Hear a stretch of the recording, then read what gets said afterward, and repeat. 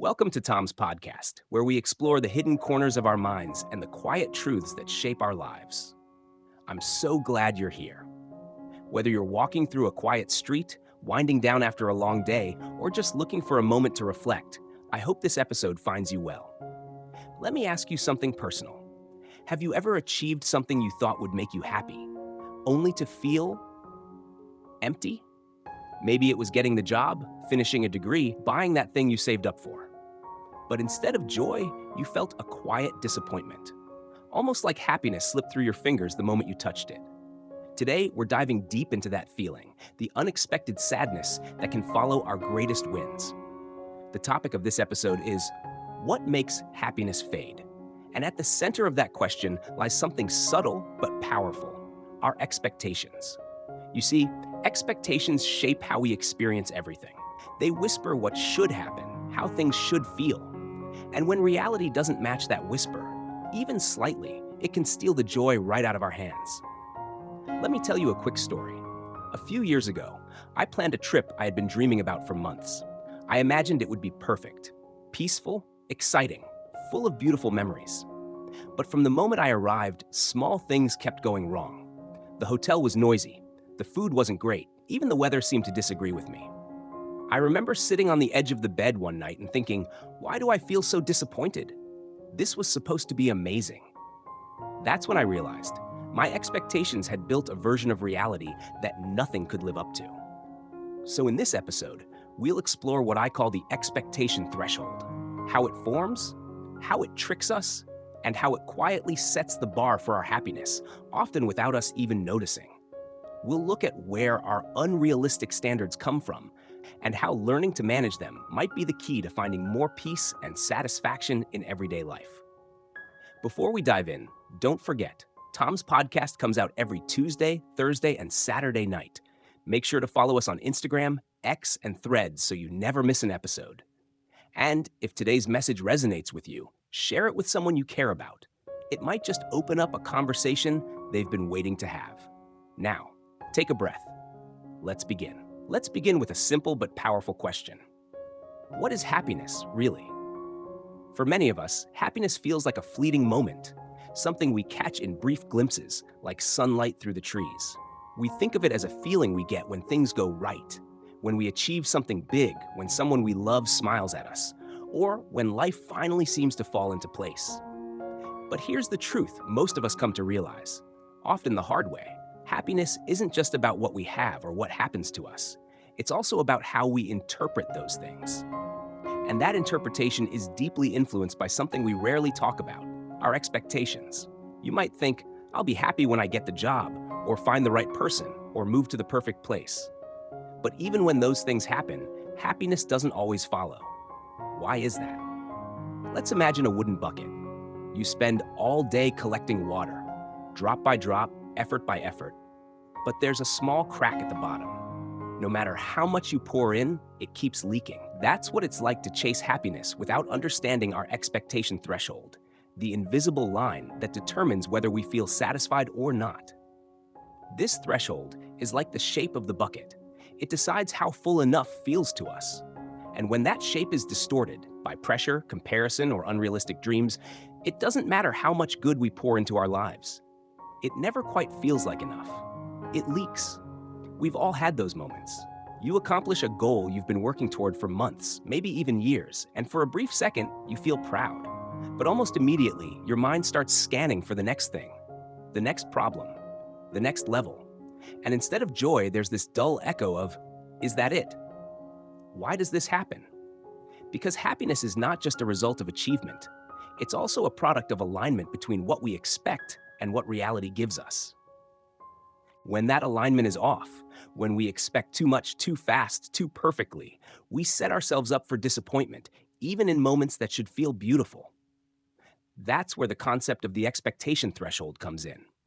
Think of it as a personal baseline, built from everything you believe about what should be happening in your life. It's shaped by your upbringing, your culture, your experiences, and yes, even by what you see on social media. This threshold quietly tells you what counts as enough, what deserves celebration, and what doesn't measure up. But here's the danger. When that baseline keeps rising, when we constantly raise the bar for what good looks like, happiness becomes harder and harder to reach. So let me ask you, have you ever looked at your life and thought, I should be happier than this? Maybe you're healthy. Maybe you have people who care about you. Maybe you've hit some personal milestones, but still, something feels missing. That's not a sign that your life is broken. It might just be a sign that your expectations are silently shifting the goalposts. And that's why this conversation matters. Because if we want to reclaim happiness, not the quick, surface kind, but the deep, steady kind, we need to understand what's leaking it out of our lives. We need to become aware of our own expectation threshold and how it affects the way we receive the present moment. Over the next segments, we'll explore where those expectations come from, why they can become dangerously unrealistic, and how we can reshape them into something more grounded, more forgiving, more human. But for now, just sit with this thought. Maybe you don't need to chase more. Maybe you just need to notice the crack in the bucket. So what exactly is this expectation threshold we've been talking about? In simple terms, it's the personal benchmark we create, often unconsciously, for what we believe life should look like. It's the mental standard we use to measure whether things are going well or not. It's not about what's truly happening, but about whether what's happening matches the story we've already written in our heads. Think of it like a silent measuring stick. You may not realize it's there, but you compare everything against it. Your career progress, your relationships, your body, your success, your happiness, all get filtered through this internal standard of normal or expected. And when reality falls short of that internal script, even slightly, we feel disappointed. We feel like something is missing. But when reality exceeds that standard, we feel satisfied, sometimes even joyful. To help bring this idea to life, let me share a fascinating study. Researchers once conducted a simple experiment with children and Lego. They gave each child a small, pre-built Lego tower and told them they could either keep it the way it was or take it apart and build something even better. The catch? Some of the kids were told they'd be rewarded whether they built something new or not. Others were told they would only be rewarded if they improved the design. The results were telling. The children who had no pressure to improve, the ones who felt free to play, imagine, and explore, often created joyful, surprising designs. They laughed, they experimented, and when they were done, they were proud of what they built. But the kids who were told they had to improve the tower, they became anxious. Some hesitated to even start. Others tore apart the original and then froze, worried they wouldn't meet the new expectation. In the end, many of them didn't feel proud or excited. Instead, they felt unsure, even disappointed. What changed? Not the Lego pieces, not the environment. Just one thing, the expectation. That's the power of the expectation threshold. It can turn a moment of joy into a moment of stress. It can take something that's good and make it feel not good enough.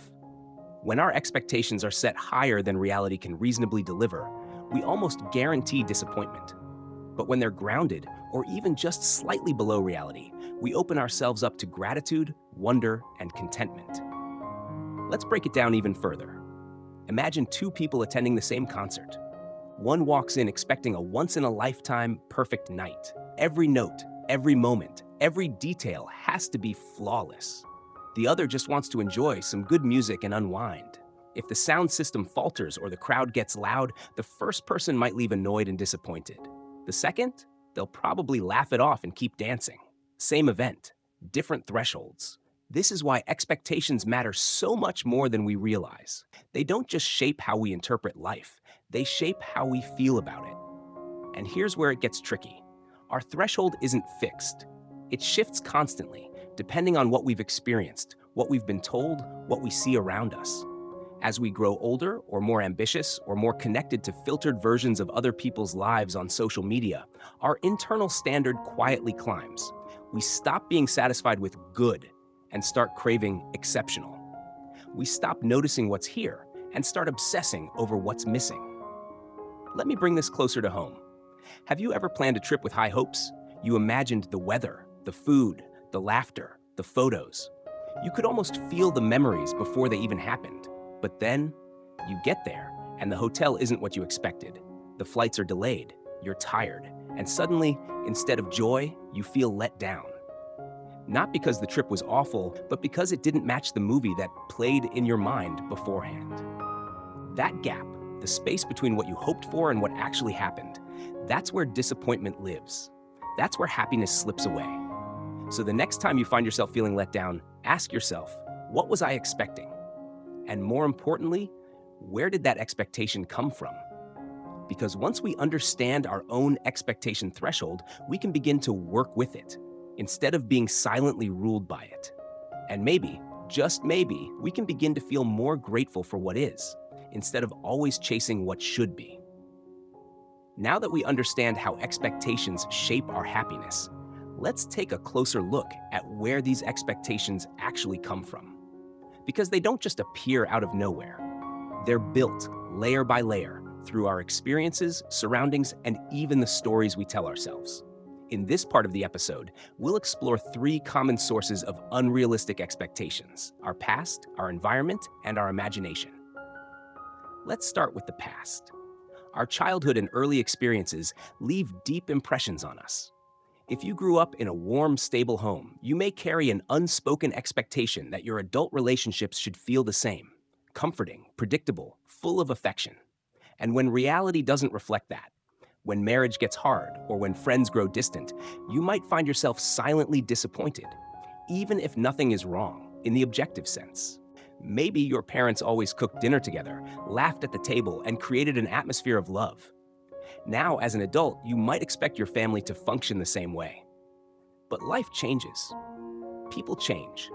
And when your partner is tired after work or your kids are glued to their phones, you start to feel like something's missing. When in truth, it might just be different, not worse. The past can create beautiful memories, but also invisible standards. And the more idealized our memories become, the more impossible it is for the present to live up to them. Now let's talk about our environment. We don't live in isolation. We're constantly surrounded by people, coworkers, neighbors, friends, even strangers online. And whether we realize it or not, we're always comparing. Think about it. Someone gets a promotion, buys a new car, posts a vacation photo. Instantly, you wonder if you're falling behind. In some cultures, this is amplified during specific times of the year, like holidays or bonus season. You hear someone got a huge TET bonus. Another person just bought a house. Someone else took their parents on an international trip. Even if you were content 5 minutes ago, suddenly your life feels smaller. It's not because you want exactly what they have. It's because the environment tells you what success or happiness should look like. And if your life doesn't match that image, it feels like you're not enough. This kind of comparison is exhausting. It creates an expectation not based on your needs or values, but on other people's highlights. And that leads us straight into our third source of unrealistic expectations: our imagination. You see, our minds are storytellers. And the stories we absorb through movies, books, social media become blueprints for what we think our lives should look like. Romantic movies teach us that love is effortless and passionate every single day. Coming-of-age dramas tell us that we should find ourselves by a certain age. Instagram and TikTok show us curated moments that look like perfection: flawless skin, luxury vacations, dream jobs, relationships full of surprise flowers and handwritten letters. And even though we know, logically, that these are just snapshots or scripted fantasies, they still sneak into our subconscious. We start to expect that our relationships should feel like a Netflix love story, that our careers should skyrocket by 25, that our bodies should look like filtered images. When reality doesn't match those fantasies, we feel like something is wrong with us. We ask, why isn't my relationship like that? Or why don't I feel that happy when I wake up? But maybe the better question is, who told us that's what happiness is supposed to look like? Let me ask you this directly. Have you ever scrolled through someone's perfect vacation post and suddenly felt like your life was boring or behind? Even if, minutes before, you were content? That's the power of imagined reality. It plants expectations in your mind before you even realize they've taken root. So how do we deal with this? First, by recognizing that these 3 forces, our past, our environment, and our imagination, are constantly shaping what we expect. And if we're not aware of them, They'll quietly build a life we can never quite reach. Your past isn't bad. It taught you what love can look like. Your environment isn't your enemy. It helps you dream. Your imagination isn't the problem. It makes life creative and rich. But when any of these start setting standards you must meet in order to be happy, that's when trouble starts. We have to step back and ask, are these expectations serving me?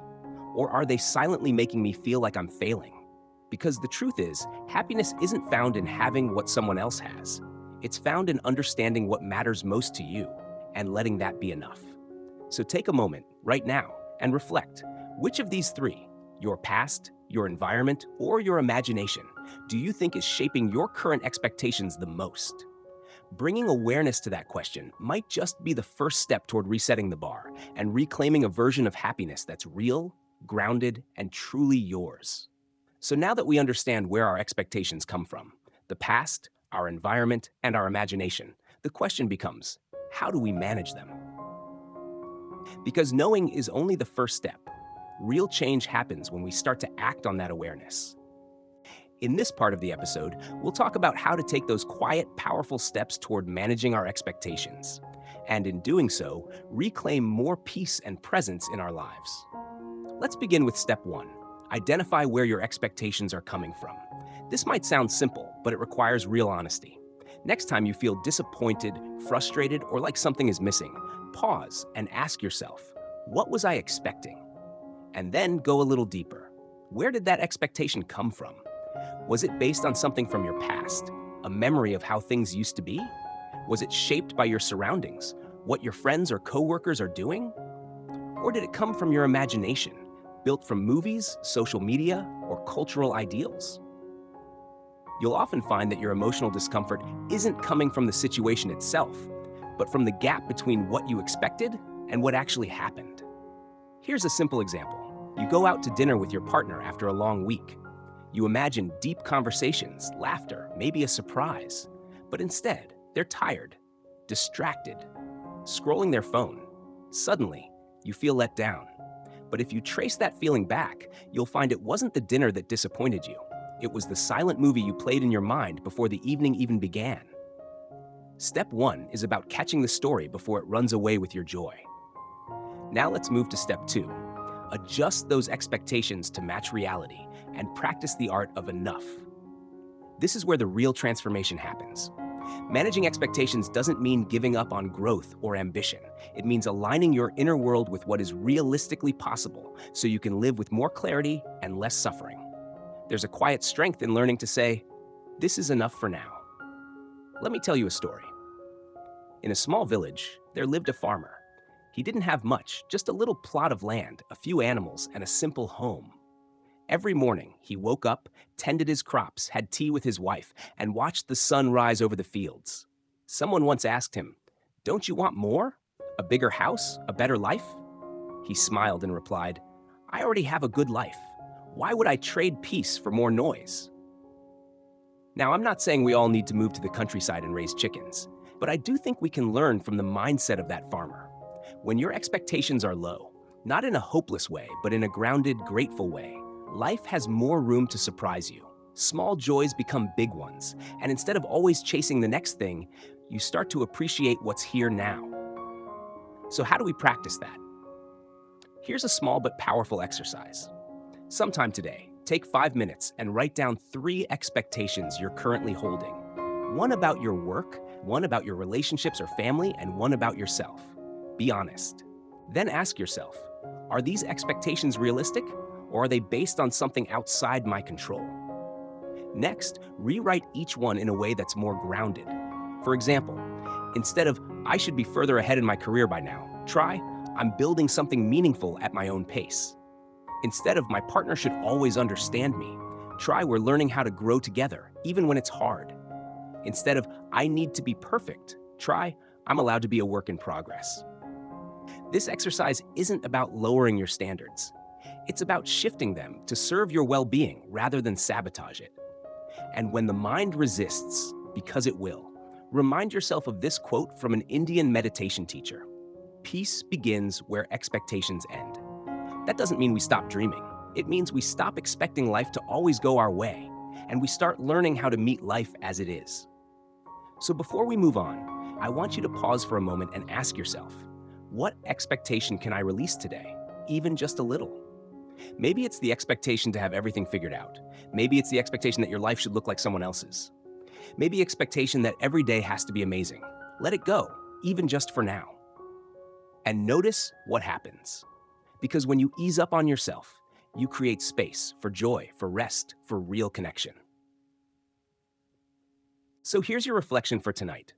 What might shift in your life if you soften the expectations you hold, especially the ones you place on yourself? Just imagine how light you might feel, how much more freely you might move, not because you gave up, but because you chose peace over pressure. And maybe, just maybe, that's where happiness begins again.